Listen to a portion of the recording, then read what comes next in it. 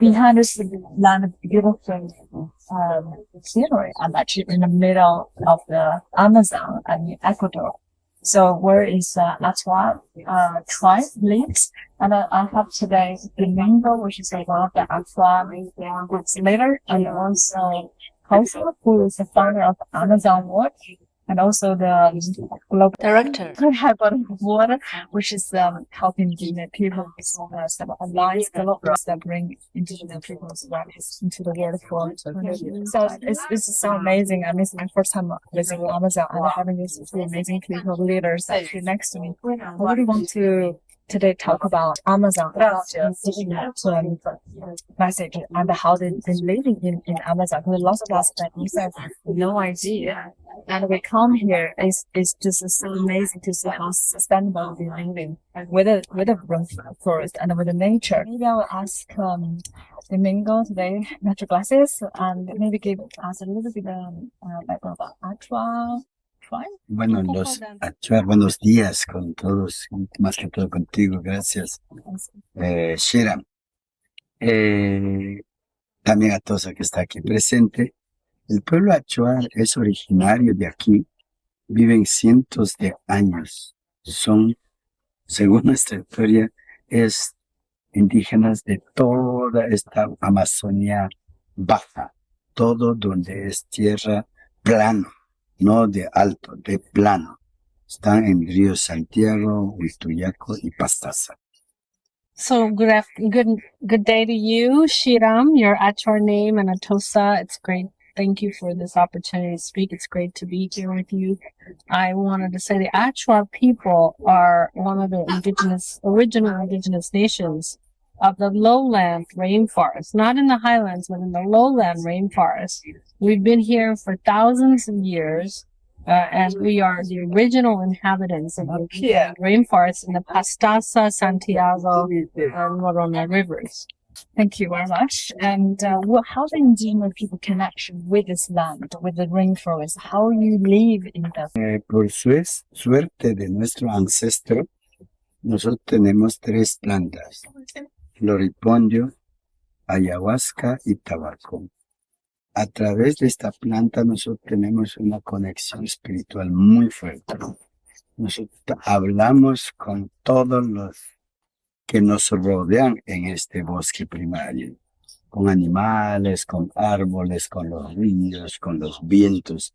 Para nosotros, todos ellos son ser vivo. For the Achuar Nation, we are very connected to nature we have reached this connection to nature through the use of 3 sacred plants. The 3 sacred plants are ayahuasca, tobacco, and datura, which is floripondio in Spanish. And these are plants that bring us very much connect with the spirit of nature, and that we begin to see nature as part of us. We see nature as alive. Everything is alive, including the wind and the rivers and the rain and the clouds. All the animals, all the features of this forest for us have basically are alive and we're connected to it spiritually. Por eso nosotros, conociendo todo esto, para nosotros hay ser vivo en subsuelo, en la atmósfera Caracam, en subsuelo Tzunki, es un ser humano igual que nosotros. Por eso nosotros nos respetamos y nos cuidamos conjuntamente. For us, everything is alive, including there's a Sunki, which is the spirit of the below the earth, and there's also spirit in the sky, and that all of this is basically have life and have rights, just like any human. And so we respect and recognize this interconnection to all that is alive all around us. Thank you. That's something I think in our world is a very lack of a connection with nature, with divine, with everything. We lead the next question: how the deforestation affecting you guys, indigenous tribe living in the forest, and the livelihood of the tribes. Nosotros, bueno, no destruimos mucho. Nosotros, bajo una planificación, producimos solo para consumo, no a escalas grandes, pero hay países como Brasil y otros países que talan indiscriminadamente, y esto afecta sobre este cambio de la naturaleza. Hoy hay golpe muy fuerte el sol, ya no puedes trabajar de 11 en adelante, es muy, muy fuerte. Los ríos están secando porque hay mucha gente que arriba están talando. Afecta el sistema de producción natural, se ha cambiado mucho, se ha variado mucho. So he says, first of all, the indigenous people who live here, we have been living sustainably. We haven't been destroying our forests. We've been caring for it. We've only been, clearing small plots of land to basically have our livelihoods. But for the most part, the majority of the forest we leave intact, and what we consume, we do in a sustainable way. So it hasn't been the indigenous people who are causing the problem, but that in other countries, there's a lot of logging, a lot of agriculture, a lot of clearing of forest, and that is having a consequence. What we're seeing as a consequence of deforestation is we're seeing the combination of deforestation and the change in the climate. We're seeing that our gardens don't produce as much. Our production has gone down. The rivers are drying. We're seeing more longer periods of droughts. We're also seeing that the people who are logging upstream from us, the highlands, are affecting the watershed. So that's what's causing the drying of the downstream on the rivers. And also there's a lot of hotter sun. The sun is much hotter. It used to be that we could work anytime in the day, but now after 11, if it's sunny, there's no way to be in the field working on your land. It's just too extremely hot. The local telling me actually the land here is only sustainable, neutral going into the high forest. And once you change to aquaculture, it's only sustainable for 12 years. Can you explain a little bit? Aquaculture? Yeah. It's agriculture? Yeah. En este espacio no hay problema. En este espacio no hay problema. Hay lugares más bajo que está muy, muy bajo, que es cerca de laguna. Ellos sí tienen problema porque se está inundando.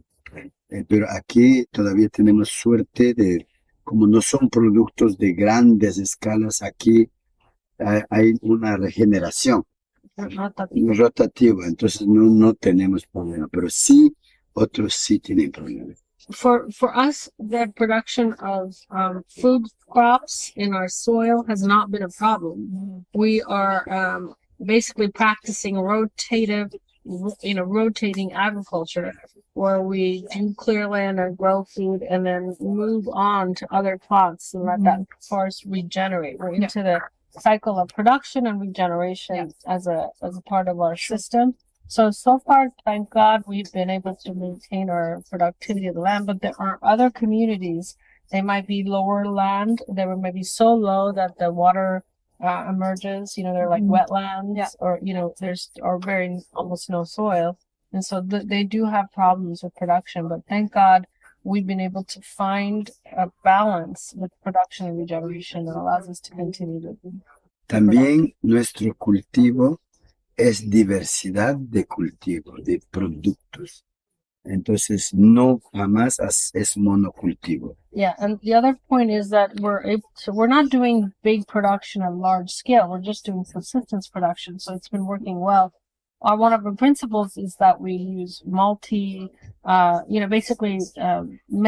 different plants in a plot. We're not practicing monocultures. We're practicing polycultures. So it's, our gardens are full of different species. Eso es problema. Todo monocultivo, todo excesivo, demasiado, eso es un problema. The problem is exactly what you said. The large-scale industrial agriculture is a problem. This forest doesn't support these. Our land is more for like the subsistence, different agroforestry system. Yeah, exactly. The system of agroforestry works. Otherwise, it's sure. To talk about your work as well, and you were protecting the rainforest Amazon. So that's combination question is why Amazon is so important on our planet. People will say it's the lung of the earth, and you will say in order to us it's the heart of the earth, not just the lung. So what is actually Amazon play in our whole ecosystem of the planet? Well, the Amazon has always been called the lungs of the earth, and it is the lungs of the earth in the way that all rainforests. absorb CO2, breathe in CO2, and breathe out oxygen, just like our lungs. Yeah. And that's true of all rainforests around the world, which cover the belt of a green belt around the equator. Now, the Amazon also serves as the heart of the world because in the way that the forest brings in moisture from the atmosphere, and then rain, is allowed to, basically rain falls on the forest. The trees literally lift the rain back up from the vapor back into the sky, and then it rains again. And cycling of rain, vapor, rain, basically creating these atmospheric rivers in the sky that take the moisture that comes out of the forest and circulate it around the continent of South America, where 95% of all the rain that falls in the continent of South America comes from the Amazon. But once these atmospheric rivers hit the Andes, they bring the rain all the way up to North America and around the world. They basically send atmospheric rivers that help to determine moisture and rainfall in California, for example, and around the world, Mexico, in U.S. Southwest. So rain patterns in the Amazon are helping to drive rain in other parts of the world. The Amazon's like this rain machine for the planet. Wow. In the way that basically, if you watch satellite images of cloud cover in the Amazon, what you see is a pulsation, a pulsing, kind of like the way your heart pumps water into your body. The Amazon's pumping moisture and rainfall around the planet. So it is both the heart and the lungs. So I was suppose where we see the very weird weather happening everywhere on the planet. It's definitely association with the deforestation of Amazon. Yes, it's a combination of climate change, which is warmer weather around the world, and deforestation, which is also releasing carbon, but also affecting our rain cycles. So that combination of deforestation and climate change is basically creating, destroying weather, stability of the weather system. And to have a stable climate, we need to reduce our emissions of CO2. We also need to protect the world's forests and restore what we've lost. The Amazon needs at least 80% of the forest cover in order to maintain that cycle of pumping the rain around the world. And we're now at 26%. We've lost 26% of the forest. Yes. For how many years in the past? It's in the last 200 years. Since the Amazon was virtually intact until like 200 or 300 years ago. In the last 250 years, we've lost 26% of the Amazon. It's a 7 football fields of Exactly. That's because of the mining, cattle ranching, palm oil plantations, big industrial agriculture, sugarcane, lots of industrial agriculture and cattle ranching, oil drilling in the Andes, like in the Andes Amazon area, mining, roads, 90% of all deforestation happens within 10 kilometers of the roads. So when you build a road, you create deforestation. And so that's just the pattern we've been seeing. So roads, pipelines, and agriculture are the key reasons. You also mentioned about tipping point. Is that reaching the 30%? So basically, once the Amazon reaches between 20 and 25% deforestation, that system that is a rainforest, that generates enough rain to be a rainforest, starts to unravel. And over time, it could take 50 years, but over time, that rain system begins to unravel, and you have a rainforest becomes a savanna. So we are in that system now. We've lost 26% of the Amazon, so we're over the tipping point. It is tipping into creating a rainforest, losing a massive amount. Something like 70% of the Amazon could die off in the next 50 years because of this tipping point. But we still have time. We can still get back into reforestation and get into zero deforestation and restore another 6% of the Amazon and to get to the safe limit of the rainforest. All the deforestation, the consequence, to the entire the ecosystem, and also what's affects indigenous tribe, which really so actually comes down on this rainforest as their whole, like their heart. They actually was saying they're helping the entire humanity actually protect this forest for us. That's right. And so, yeah, the consequences, scientists are saying that without the protection of the Amazon rainforest, there is no hope for climate stability. We're in climate crisis. You can't have stable climate without the Amazon. Yeah. The Amazon would be the largest carbon bomb on the planet. If we lose the Amazon, we will release the most amount of carbon of any place on the planet. Bueno, el primer compromiso de nosotros, todos los indígenas, es cuidar nuestra vida entre todos. Es el primer compromiso. Our first commitment as indigenous people is to protect life and protect this forest in perpetuity for all of humanity, not just for ourselves. Yes. Y el segundo paso es cómo hacer alianza para que todos podamos cuidar y todos podamos aprovechar de manera muy adecuada. And the second commitment is to not try to do this work alone, to commit to finding allies and alliances so we can walk together, so we can work together to protect the forest for future generations. This is why we're doing this video today. I actually really want to bring more people to see exactly what is happening here and what's actually está pasando. To learn about the forest. Para poder aprender de lo que está pasando aquí. Eso es lo que estoy haciendo. Mira, yo creo que invitamos a crear conciencia. We invite everyone. Tenemos que trabajar todos. Tenemos que involucrar a los niños, a todos, porque esto de crear conciencia es la resistencia más fuerte. We're here to create consciousness, to invite everyone to shift their thinking, to be able to see the most important work for young people especially is to see how we see the world. Yes. Change the way we have consciousness about the planet, about the environment, about the forest. It's consciousness that we have to shift. Lo más importante también es que la juventud se involucre.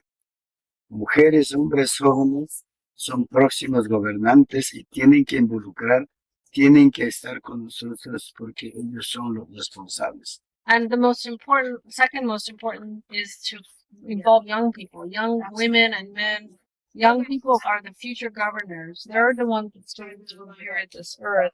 The most critical thing is for them to shift their consciousness and to involve themselves in the protection of life in the future. What can we do as I'm not that young, ¿Qué podemos other hacer? people do? ¿Qué pueden hacer personas para hacer? ¿Qué tipo de... Uno es mensaje en la familia. Esta realidad hay que contar en la familia. And first you have to tell the stories of Hay que this compartir. reality to your family, to your Y circle. en todas las posibilidades, en las universidades, en el trabajo, toca compartir esta realidad y ir involucrando y ser corresponsables todos. And in every circle that you are, in your company, in your education institutions, in your family, to spread the word. First, to bring everyone's awareness to what is happening, and to also feel and demonstrate a sense of shared responsibility for what is to come. Nosotros queremos tener intacta esta selva, pero también sí queremos que los inversionistas puedan contribuir para seguir conservando. We do want to leave this forest intact for future generations. We also want investors and owners to support our well-being and support the alternative solutions that we're finding to support our well-being so that we can live well and take care of the forest. Es urgente la reforestación y también la restauración de lo que tenemos ya dañado. We need to conserve what we have, but it's urgent that we restore and reforest the areas that have been damaged. Y en la selva intacta hay que crear programas de bioeconomía y seguir cuidando para toda la vida. And the areas that are intact, we need to create programs for livelihoods, the bioeconomy, living off the forest, so that we can, in those areas, protect the intact areas and give people livelihood options that don't depend on destroying forests.